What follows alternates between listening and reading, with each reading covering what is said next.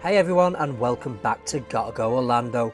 We are back for a Universal Florida construction update of the new Fast and the Furious Hollywood Drift Coaster, also known as Project 830.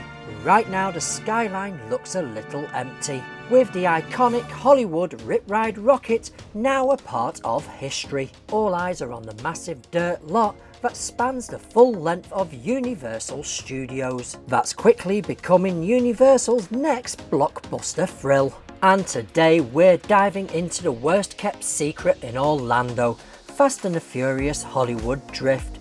We'll break down the full construction site, take a look at the vertical construction already happening on site, and discuss the pros and cons why this franchise is good for Universal Studios. Even if there was better IPs out there, Universal finally made it official. In 2027, Hollywood Drift is sliding into the New York area of Universal Studios. Now I'll be honest, I know a lot of us were hoping for a classic IP like Back to the Future or Ghostbusters to reclaim the space. But there is a massive silver lining here. In 2027, Fast and the Furious Supercharged will be closing its doors forever. No more party bus, no more family monologues on screen. We're getting a world-class intamin coaster instead. And I really hope the former site of Fast and the Furious Supercharged will get completely flattened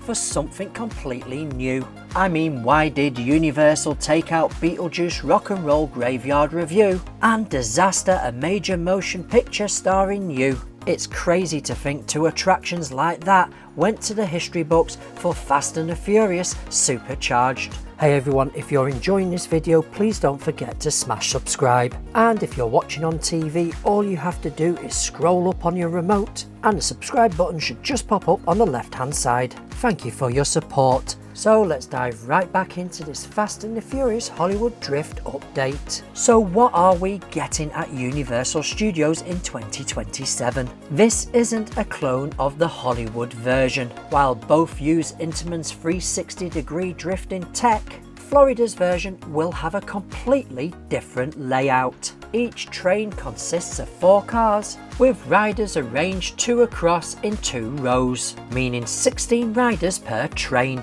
And with the amount of ride vehicle bays, this coaster is designed for capacity. Each of the 4 cars on the ride vehicle is modelled after the iconic street racing car from the franchise. A confirmed model includes Dominic Toretto's 1970 Dodge Charger. The core of the project is the groundbreaking 360-degree rotation system. Unlike traditional spinning coasters that spin freely, these vehicles are controlled and pre-programmed to face a pre-programmed direction at certain times, and the cars will drift by rotating sideways while travelling forwards through turns and other elements, mimicking the physics of a car slide. Also, much like Hollywood Rip Ride Rocket, the vehicles will feature a high fidelity sound system expected to pump out screeching tyres, engine revs, and a custom soundtrack directly into your seats. Just this time, I don't think you will be picking the tracks.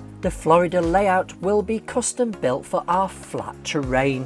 We're looking at a 170-foot vertical spike that will tower over City Walk, standing even taller than the old Rocket Lift Hill. And if it's anything like Velocicoaster, we are in for a world-class experience. So on to the construction update, starting at the front of the park near Hard Rock Cafe and the entrance of Universal Studios and the former Nickelodeon building. This area is the current front runner. We are now seeing topsoil being laid over the foundation work, and the foundations are flying in. You can clearly see the layout taking shape for the launch section and switch track, and the vertical spike for the rollback, similar to what you'll find on Hagrid's Magical Creatures Motorbike Adventure at Islands of Adventure and Pantheon at Busch Gardens Williamsburg. The vertical spike is the icon element of the Orlando project, located near the front of the park and visible from City Walk. It will involve a 170-foot vertical rollback manoeuvre. To put that into perspective, that's 17 stories, which is almost the same height as Universal's Adventura Hotel. And we can now make out where the footers are located within that ride restricted zone. They are right against the boundary line of the project. What a view! When you're looking at the site, you'll notice wooden boxes over the concrete columns. These are the completed concrete footers, and the wooden boxes are formwork protectors. They keep those anchor bolts, metal pins, safe and precise. These pins have to line up perfectly with the coaster's steel supports, or the whole puzzle won't fit or line up. We are also seeing deep trenches for the nerves of the ride being digged out in the topsoil what's just been laid. Inside them trenches you'll see electrical conduits being laid out for the power supply to the launches. The linear synchronous motors, LSM for short, the switch track, lights and those vital sensors are now being installed in them trenches, and this topsoil level will be the true level of the site once all the nerves of the ride have been installed. Then it will have some pathways added for maintenance and grass. We can also see in this area more shallow sheet foundations being prepped, one up by City Walk and a second larger form next to the former Nickelodeon building. These are most likely areas of the coaster layout that will need regular access for maintenance, and I imagine at some point there will be an area for a reset should the attraction do an e-stop. These are normally located at the rear of the launch section. In the centre we are also seeing an area where a lot of pipe are pointing upwards. I'm assuming this is where the ride plant room will be sitting for this area of the coaster. This area and room will have all the power breakers for the launch and switch track element. Once we start to see the coaster columns and track going in this area, it's going to look truly epic. From City Walk you're just going to see a knot of track. I can't wait to see the spike element in the skyline replacing that empty spot where Rip Ride Rockit once stood. Now we're going to move deeper into the park, the midsection between the sound stages 18, 21, 22, 23 and the back of the Universal Music Plaza stage. Currently this area is in prep phase, while it is playing catch up to the rest of the site, as this was the final area of Rip Ride Rockit to be demolished. The station and the lift hill, we are now seeing drainage pipes being laid out and that big piling machine sitting waiting to start doing its deep drilling. This area will see some deep piles being added as the roller coaster will hit some height in this area to ensure it's clear from the soundstage buildings. Give it a few weeks and this area will be a forest of rebar and foundation works. Enjoying the video so far? We hope so. If you're finding it helpful or just having fun watching, don't forget to smash subscribe and give us a thumbs up and share with your friends and family, as it really does help the channel grow and keeps the good vibes going. Love Orlando, so do we. That's why we created GottaGoOrlando.com, your one-stop guide to everything happening in Orlando, Florida. From the latest theme park news to seasonal events, insider guides and so much more, we've got you covered. Planning your trip, we've teamed up with Florida Tix for unbeatable deals on theme park tickets, and with Booking.com North America for flights, hotels, car rentals and theme park and attraction tickets all in one place. Need wheels while you're there? Check out our partner Rent Cars, where you can easily compare prices and find the perfect ride for your Orlando adventure. All the links are waiting for you in the description down below. So take a peek, plan your trip and get out there and go and make some memories. Now we're going to move further into the park to where the ride maintenance building will be, and where you will enter into the ride's show building and ride platform. This is where the real action is. The 2-story maintenance building is officially going vertical with I-beam steel frames. We can spot what looks like 4 maintenance bays which have been exposed from the earth, leaving them columns of concrete pointing upwards. And right now we can see the electrical conduit going in underneath for the ride's nerve system. This will all be filled in once all the electrical work is completed. We're not sure of how many ride vehicles this coaster will have, but the 4 bays are essential for a high capacity ride like this. This maintenance building will be 2 levels, which means the Universal maintenance team will be able to access underneath the actual ride vehicle. Then nearby, the 3-story ride station is starting its foundation work. We're not at the same stage as the ride maintenance building,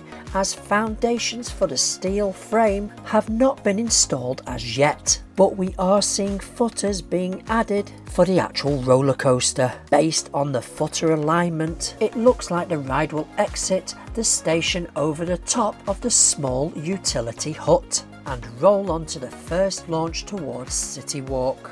And then it will return via high speed into a brake run past the Soundstage 33. It's a tight fit, but Universal is the master of shoehorning greatness into small spaces, and the great thing is that unsightly brake run will be hidden down the side of the station building. Both the station and the maintenance building is listed at roughly 39,000 square feet. As of this time, I'm assuming that the main queuing areas will be located in the main station, and the second overflow will be outside next to the New York Public Library facade. Next, we're heading over near to Epic Universe. If you want to see track before it hits the park, go and check out Bio Reconstruct's aerial photos. You can find him on X and YouTube. At present, Universal is using an area near Epic Universe as a staging area, and in these photos you can make out what's being hidden under them tarps. We can see box section steel for the maintenance building, and you can also spot straight segments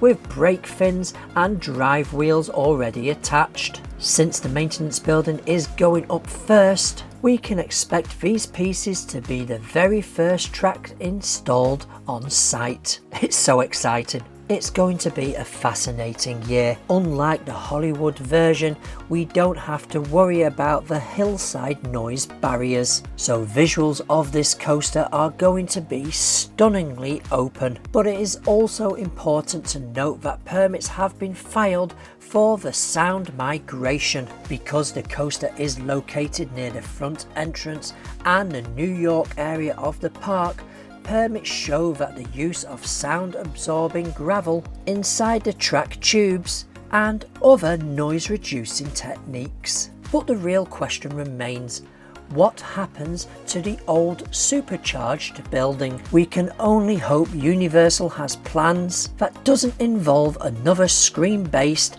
party bus. Repurposing the same system would be a massive mistake.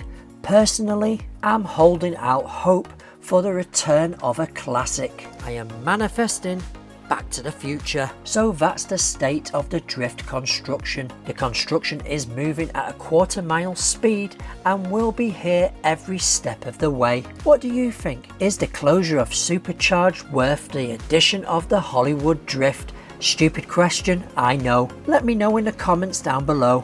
Please don't forget to subscribe if you haven't already, and hit that notification bell and share with your friends and family, as it really helps the channel grow. We will be covering all that's happening at Universal Resort Florida, WDW, SeaWorld Orlando and so much more. Want even more Orlando, Florida updates from inside the parks and outside the parks? Don't forget to check out our website that covers everything that's happening here in Orlando, Florida. It's gottagoorlando.com. Now get out there and go and make some memories. Here's 2 videos YouTube thinks you may enjoy. Go and check them out. Thank you for joining me today, and I hope to see you on our next video. Goodbye, YouTube.